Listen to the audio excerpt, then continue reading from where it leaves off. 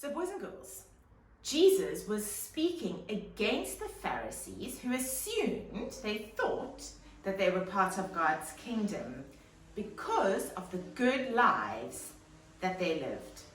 They also thought that the sinners were not part of God's kingdom.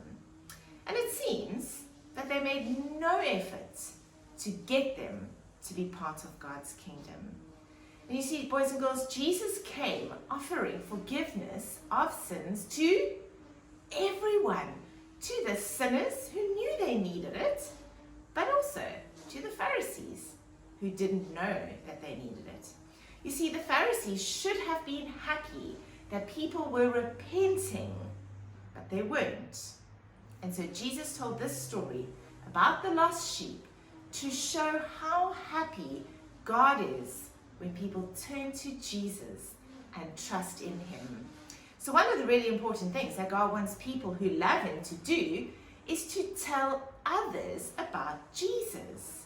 This should be something that we are so excited to do because that we know it makes God happy when people turn to Jesus and trust in him. You know, boys and girls, God is even happy when people that we may not like turn to him, and so we should be happy too. In our story today, we saw that the sheep was lost, but the shepherd did not give up, did he?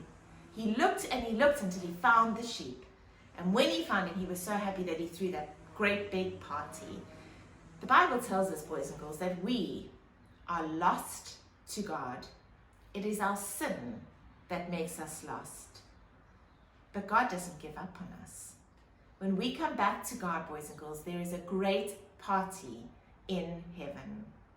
We're back where we belong. So every time that we hear that someone has put their trust in Jesus, we must celebrate, just like our Father in heaven. I wonder, boys and girls, have you put your faith and trust in Jesus?